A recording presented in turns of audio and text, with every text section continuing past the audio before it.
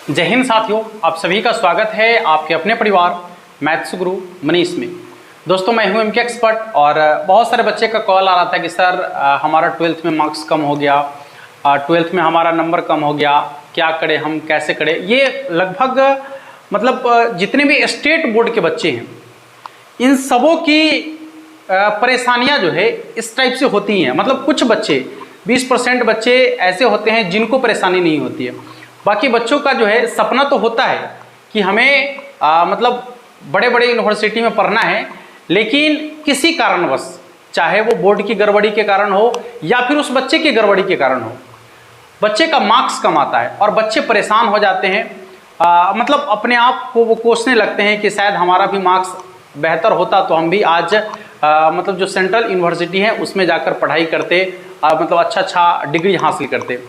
तो जो यूजीसी है, यूजीसी का मतलब आपको यहाँ देखिए फुल फॉर्म लिखा गया है, यूनिवर्सिटी ग्रांट्स कमीशन। इनके द्वारा जो है इन्हीं बच्चों को ध्यान में रखते हुए एक नए नियम की शुरुआत की गई है। वो नया नियम क्या है कि 12वीं में आपके अंकों का, जो आपका 12th का मार्क्स होगा, उस अंकों का अब कोई वैल्यू नहीं रह जाएगा। हाँ, एक बात और आप लोगों से कहना है कि यदि कोई भी बच्चा जो इस बार क्लास 10 का एग्जाम देके क्लास 11th में गए हैं, या फिर आपके छोटे भाई बहन जो क्लास 9 का एग्जाम देके क्लास 10 में गए हैं, या फिर जो बच्चे क्लास 11th से अब क्लास 12th में गए हैं जिनका एग्जाम 2022-23 में होने वाला है, उन लोगों के लिए जो है हमारे एप्लीकेशन पर आप प्ले स्टोर से जाकर मास्टर माइंड मैथ्स एप्लीकेशन को लोड करके वहां से हमारे साथ पेड बैच में भी जुड़ सकते हैं। बहुत ही मामूली सा रकम में जो है वहां पर पेड बैच अवेलेबल करा दिया गया है और एप्लीकेशन का लिंक नीचे डिस्क्रिप्शन में दे दिया गया है। आप जाकर वहां से जो है जुड़ सकते हैं। अन्यथा जो यूट्यूब पर क्लास आपका चल रहा है जिस तरीके से, उस तरीके से निरंतर चलता रहेगा। किसके लिए? आपको यदि किसी सेंट्रल यूनिवर्सिटी में एडमिशन लेना है या वहां पर पढ़ाई करनी है, तो उसके लिए आपका जो 12th का मार्क्स है वो कोई मायने नहीं रखेगा कि आपका कितना मार्क्स है। ठीक है? हाँ, तो यहाँ पर मार्क्स का जो वैल्यू पहले होता था कि जिन बच्चों का मार्क्स ज़्यादा है उन्हीं बच्चों का एडमिशन होगा। जैसे हमारा जो हिंदू विश्वविद्यालय है बनारस में, उनमें, या दिल्ली यूनिवर्सिटी में, या बड़े बड़े यूनिवर्सिटी में इन लोगों का एडमिशन नहीं हो पाता था, बच्चे छूट जाते थे। इन बच्चों का सपना अधूरा हो जाता था।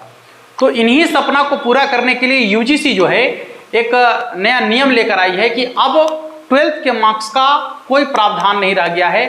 अब बच्चों को एक एंट्रेंस एग्जाम देना होगा। आपका मार्क्स भले ही कम है, कोई दिक्कत नहीं है, आप एंट्रेंस एग्जाम में बेहतर करिएगा तो आपको जो है आपके मार्क्स के आधार पर आपका जो यूनिवर्सिटी है उसमें एडमिशन आप चाहते हैं तो आप एडमिशन ले सकते हैं। अपने टैलेंट के बदौलत, आप अपने होशियारी के बदौलत, आपका जो टैलेंट है उसके बदौलत अब आपका एडमिशन होगा। यानी कुल मिलाकर मार्क्स का वैल्यू को खत्म करके जो है यहाँ पर टैलेंट की बात कर दी गई है।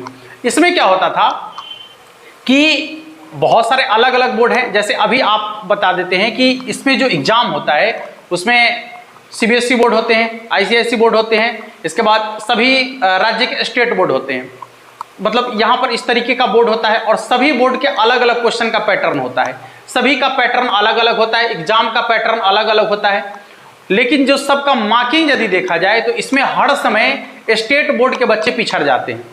ठीक है? जितने भी स्टेट बोर्ड के बच्चे हैं वो हमेशा पिछड़ जाते हैं, उनका मार्क्स ऐसे ही कम आता है। और ये जो सीबीएसई बोर्ड वाले बच्चे हैं, ये सब बच्चे का मार्क्स बेहतर हो जाता है और हर समय जितने भी बड़े बड़े यूनिवर्सिटी हैं, जो भी सेंट्रल की यूनिवर्सिटी हैं, उन सभी में इनका एडमिशन पहले हो जाता है। और जो स्टेट बोर्ड के बच्चे हैं, बिहार बोर्ड के बच्चे हैं, यूपी बोर्ड के बच्चे हैं, झारखंड बोर्ड के बच्चे हैं, वो बच्चे हमेशा पिछड़ जाते थे। तो इन्हीं सबको ध्यान में रखते हुए जो है यूजीसी का ये कदम है और ये सबसे बेहतर कदम माना जाता है। खासकर जो बच्चे रूरल क्षेत्र से बिलोंग करते हैं, जो बच्चे देहात क्षेत्र से बिलोंग करते हैं, उनके लिए तो काफ़ी महत्वपूर्ण डिसीजन लिया गया है। अब आइए बात करते हैं। तो वो जो टेस्ट आपको देना होगा उस टेस्ट का नाम है CUT टेस्ट। ठीक है? CUT test. CUT का मतलब central universities common entrance test.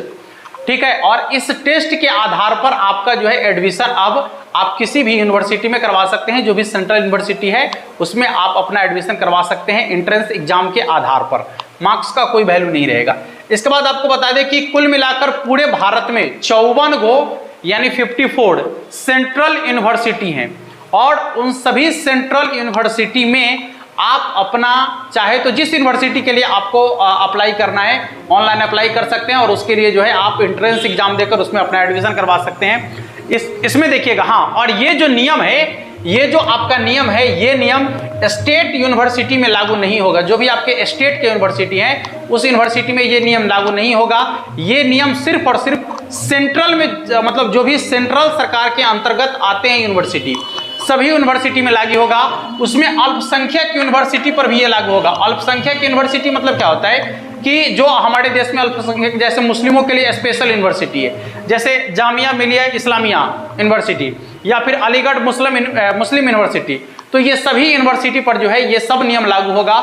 यानी उसमें भी अब बच्चों को अंक के आधार पर एडमिशन नहीं होगा, उसमें भी बच्चों को एंट्रेंस एग्जाम के आधार पर ही एडमिशन लिया जाएगा। ये सभी उसमें लागू होंगे। अब देखिए, हम आपको बता दें कि पूरे भारत में हर साल लगभग 1.5 करोड़ स्टूडेंट जो है, लगभग 1.5 करोड़ स्टूडेंट 12th एग्जाम को देते हैं। लगभग 1.5 करोड़ स्टूडेंट, सभी बोर्ड मिलाकर, चाहे वो सीबीएसई बोर्ड हो या फिर आईएससीएसई बोर्ड हो या फिर आपका स्टेट बोर्ड हो, सभी मिलाकर जो है लगभग 1.5 करोड़ स्टूडेंट एग्जाम देते हैं। तो एक बहुत बड़ा जो है नंबर ऑफ स्टूडेंट है, 1.5 करोड़ मायने रखता है। और ये 1.5 करोड़ स्टूडेंट के लिए एक बहुत बड़ा खुशखबरी जो है यूजीसी की तरफ से आया है कि अब आपका भी सपना पूरा होने वाला है। अब आप भी बड़े बड़े यूनिवर्सिटी में जाकर पढ़ सकते हैं, कोई दिक्कत नहीं है। देखिएगा इसमें, हाँ, और एक बड़ी चीज है कि जो पहले से आरक्षण चलते आ रहा था, जो आरक्षण की बात पहले से की गई थी कि जिन बच्चों का जिस तरह से आरक्षण मिलता था वो आरक्षण अभी भी अवेलेबल है। आरक्षण में कोई छेड़छाड़ नहीं हुआ है, आरक्षण अभी भी बच्चों को मिलेगा उसी तरीके से। बहुत सारे लोगों के अंदर ये चल रहा है कि अब आरक्षण को खत्म कर दिया जाएगा, इसके आधार पर ऐसा कुछ नहीं है। आरक्षण जैसे था वैसे आरक्षण आपको जो है दिया जाएगा। देखिए, इसके बाद नेशनल टेस्टिंग एजेंसी द्वारा जो है इस टेस्ट का आयोजन किया जाएगा। और नेशनल टेस्टिंग एजेंसी जो है, जो हमारे यहाँ जो है जो नीट का एग्जाम कराती है या फिर जो जेई का एग्जाम कराती है, उसी के द्वारा जो है इस टेस्ट का आयोजन किया जाएगा। और ये टेस्ट जो है कुल मिलाकर 13 भाषाओं में इसके प्रश्न पत्र जो है अवेलेबल कराए गए हैं, कुल मिलाकर 13 भाषाओं में। और वो 13 भाषा कौन कौन सी है हम आपको बताने का प्रयास करेंगे। एक बार देखिएगा, जो 13 भाषाएं आपको जिसमें प्रश्न पत्र मिलेंगे वो है हिंदी, इंग्लिश, मराठी, तमिल, तेलुगु, मलयालम, कन्नड़, असमी, बंगाली, पंजाबी, उड़िया, गुजराती, उर्दू।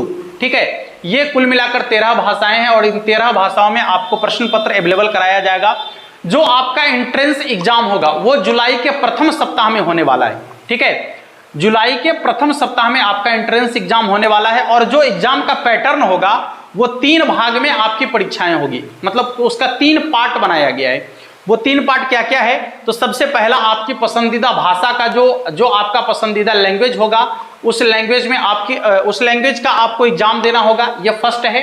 ठीक है, ये सबके लिए अनिवार्य होगा, ये सभी के लिए अनिवार्य होगा। जो भी बच्चे एंट्रेंस एग्जाम देंगे उसमें सभी के लिए जो है ये पहला एग्जाम अनिवार्य है। उसके बाद दूसरा जो आपका टेस्ट होगा वो आपका किसी एक विषय में योग्यता के आधार पर, जैसे आप किस सब्जेक्ट को लेना चाहेंगे, गणित को, विज्ञान को, भूगोल को, मतलब इकोनॉमिक्स को, जो भी आपका एक सब्जेक्ट होगा उस सब्जेक्ट के अकॉर्डिंग आपका जो है, माने जो सब्जेक्ट लेकर आप आगे बढ़ना चाहेंगे उस सब्जेक्ट के अकॉर्डिंग जो है आपका एक यहाँ पर परीक्षा होगा या उसका आकलन किया जाएगा। और तीसरा जो टेस्ट होगा आपका कॉम्पिटिटिव टाइप टेस्ट होगा। वो कॉम्पिटिटिव टाइप तो आप सभी जानते हैं, जिसमें सामान्य ज्ञान होगा, रीजनिंग होगा और आपका जो है जो बेसिक गणित है, जो आपका बुनियादी गणित है, उससे सवाल आपको पूछे जाएंगे। तो ये 3 प्रकार से आपको जो है टेस्ट देना पड़ेगा।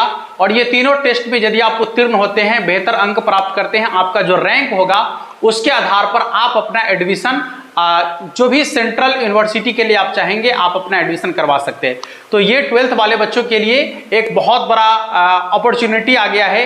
तो अब वो भी बच्चे का सपना पूरा होगा जो गांव से बिलोंग करते हैं और अपने मन में सपना संजोए हुए हैं कि हमें भी बड़े बड़े यूनिवर्सिटी में जाकर पढ़ना है, हमें भी यूनिवर्सिटी में जाकर पढ़ने का मौका मिलता, तो वो मौका अब उनको दिया जाएगा। और ये जो है यूजीसी द्वारा लागू किया गया है। तो अब इन चीज़ों को आप आसानी से समझ गए होंगे। यदि इसमें आपको कोई प्रॉब्लम है, कोई समस्या है, आपको यदि कुछ चीज़ें समझ में नहीं आई है, हाँ, एक चीज़ आप कहेंगे कि वो 54 यूनिवर्सिटी कौन कौन है जो सेंट्रल यूनिवर्सिटी है, तो एक वीडियो में हम आपको इसकी जानकारी दे देंगे। इसकी स्थापना वर्ष कब हुई है, क्या हुई है, वो सारी जानकारी आपको दे दी जाएगी। वो 54 यूनिवर्सिटी कौन कौन है। बाकी लगभग हमने कुछ टॉपिक को रखा था और वो टॉपिक को यहाँ पर पहले से लिख लिए थे ताकि बताने में आपको कोई प्रॉब्लम ना हो, और सभी टॉपिक को लगभग हमने क्लियर कर लिया है। यदि आपके मन में कोई सवाल है तो हमें कमेंट बॉक्स में पूछ सकते हैं, उस सवाल का यथोचित उत्तर दिया जाएगा। यदि आपको जानकारी समझ में आया है तो आप अपने सभी दोस्तों तक इस जानकारी को शेयर कर दीजिएगा। जिन्हें इस बात की जानकारी नहीं है उन्हें भी इस बात की जानकारी दे दीजिएगा, ताकि वो भी बच्चे आसानी से जो है इसकी तैयारी कर सके और बड़े बड़े यूनिवर्सिटी में जाकर अपनी पढ़ाई को पूरा करें। ठीक है, मिलेंगे फिर नेक्स्ट वीडियो में, तब तक के लिए जय हिंद।